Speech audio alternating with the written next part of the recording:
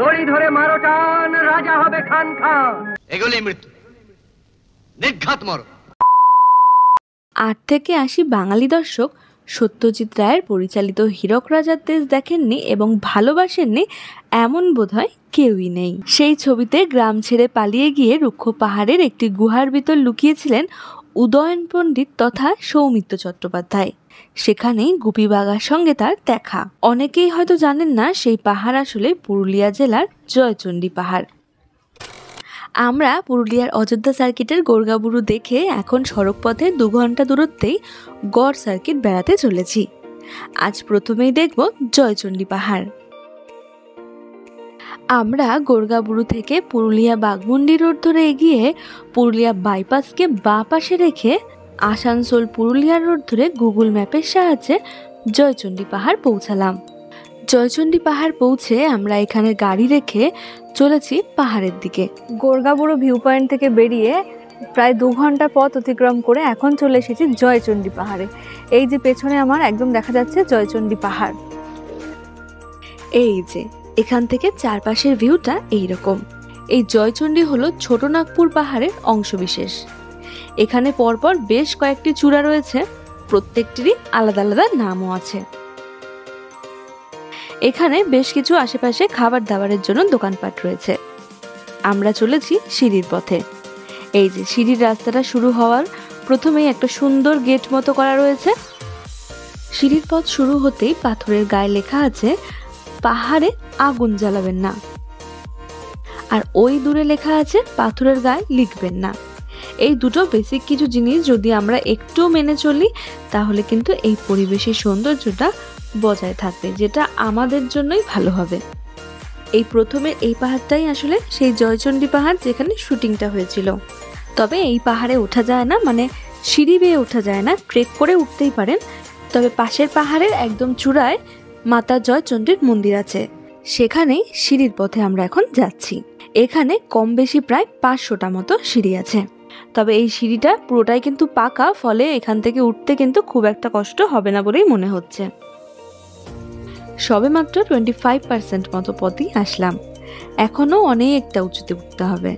বেশ কিছুটা তো উঠে আসলাম, তারপরে কিন্তু একটু অবাকই হলাম, কারণ সিঁড়ির ঠিক মাঝ বরাবরই রয়েছে প্রায় 3 ফুট উঁচুতেই রয়েছে একটা গাছ, যেটা একটু বেঁকে সিঁড়ির এপার থেকে ওপার গেছে, যেটাকে মাথাটা নিচু করে আস্তে সাবধানে পার করে যেতে হবে।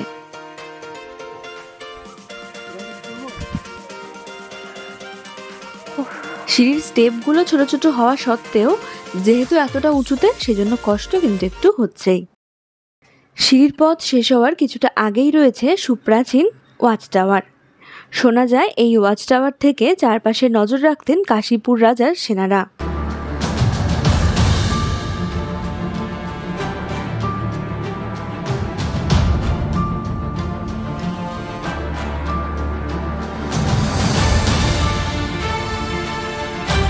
এই যে এই সিঁড়ি দিয়ে এসে এখানে ওয়াচ টাওয়ার, আর এই ওয়াচ টাওয়ার থেকে এখনো যেতে হবে এই সিঁড়ি ধরে। ওই দূরে দেখা যাচ্ছে মন্দিরের চূড়াটা, সুতরাং খুব একটা বেশি পথ আর কিন্তু বাকি নেই। পাহাড়ের চূড়ার উপরে রয়েছে 2টি মন্দির। প্রথমেই দর্শন করে নিই বজরংবলীর মন্দিরটি।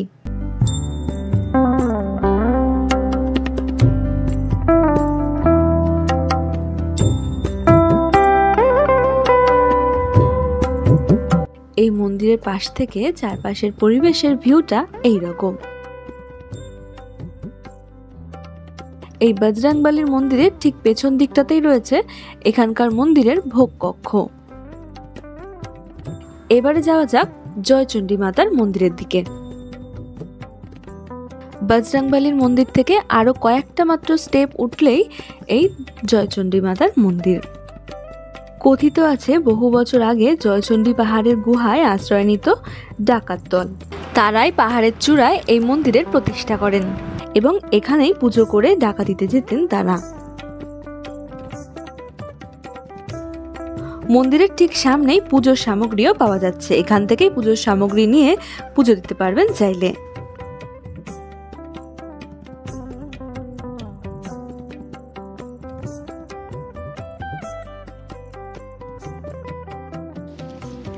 মন্দিরের সামনেই রয়েছে একটা যজ্ঞকুণ্ড। যেহেতু এপ্রিল মাস, ফলে ভীষণই গরম। এই উপরটাতে আসার পরে বোঝা যাচ্ছে বেশ গরম লাগছে। তাই এই গরমের তৃষ্ণা নিবারণের জন্য এই পাহাড়ের উপর রয়েছে একটা ছোট্ট লেবুর শরবতের একটা দোকানও। চণ্ডীমাতার মন্দিরকে ডান হাতে রেখে আমরা এখন চলেছি মন্দিরের পেছনের দিকে। ওখানটাতে রয়েছে শুনলাম সীতাকুণ্ড। তবে এই সীতাকুণ্ডতে যাওয়ার পথ কিন্তু বেশ কঠিন, একটু চড়াই উতরাই পাহাড়ের ধাপ বেয়ে বেয়ে কিন্তু খুব সাবধানে যেতে হবে যেতে চাইলে।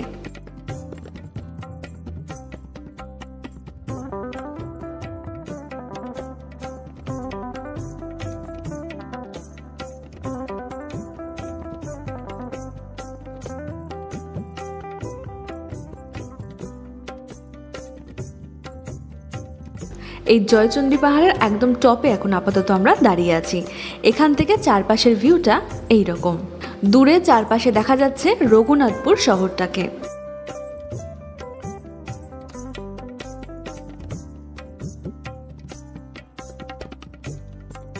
আর এই উঁচু চূড়াটা থেকে আরেকটু ঢালুর দিকে এগোচ্ছি।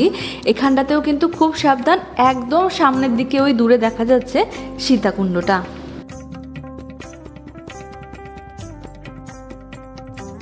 লোকমতে শোনা রাম সীতার বনবাসের সময় রামের তীর সে এই জায়গাটাতেই পড়েছিল, তারপর থেকেই নাকি এই জায়গাটা এমনটাই হয়ে আছে। এই সেই পাহাড়, এই পাহাড়ের একটা গুহা আছে, সেখানেই হীরক রাজার দেশে শুটিংটা হয়েছিল এবং যেখানে সৌমিত্রবাবু শুটিংয়ের পর যখন বেরিয়েছিলেন তারপর জানা গেছে সেই গুহার মধ্যেই কিন্তু একটা বিশাল ময়াল সাপ ছিল, যা ওই গুহাতেই ঘুমিয়েছিল। এখান থেকে দাঁড়িয়ে দেখা যাচ্ছে পুরো রঘুনাথপুর শহরটা। আর ভালোভাবে লক্ষ্য করলে বুঝতে পারবেন ওই দূরে দেখা যাচ্ছে জয়চণ্ডী পাহাড় জংশন। লাল রঙের মন্দিরের মতো কিছুটা দেখে মনে হচ্ছে, ওটাই এখানে আসার কাছের স্টেশন।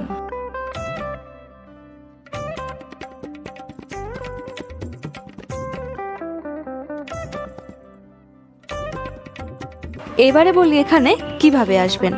কলকাতা থেকে ট্রেনে এখানে আসলে আদ্রা জংশনে নামতে হবে। আর যদি পুরুলিয়া থেকে এখানে আসতে হয় তাহলে জয়চণ্ডী পাহাড় জংশনে নেমে সেখান থেকে টোটোতে জয়চণ্ডী পাহাড় দেখতে আসতে হবে। এছাড়া কলকাতা থেকে বাসে করে পুরুলিয়া এসে সেখান থেকেও আপনারা গাড়ি ভাড়া করে বা বাসে করে এই জয়চণ্ডী পাহাড় আসতে পারবেন। এছাড়া নিজস্ব গাড়িতে আসানসোল হয়ে আসা যায়। এবারে বলি এখানে আসলে কোথায় থাকবেন।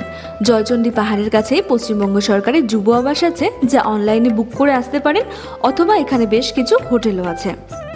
এই জয়চণ্ডী পাহাড়ের পরে আমাদের এখন গন্তব্য বারন্তি, যার ভিডিও আমি আগামী পর্বে শেয়ার করব। আজকের মতো জয়চণ্ডী পাহাড়ের এই ছোট্ট ভিডিওটা তবে এখানেই শেষ করলাম। ভিডিওটা যদি ভালো লেগে থাকে তাহলে অবশ্যই আমাকে কিন্তু আপনার মতামত কমেন্ট সেকশনে জানাতে ভুলবেন না। দেখা হচ্ছে তবে নতুন এক ভিডিওর সাথে। ততক্ষণের জন্য ভালো থাকবেন, সুস্থ থাকবেন।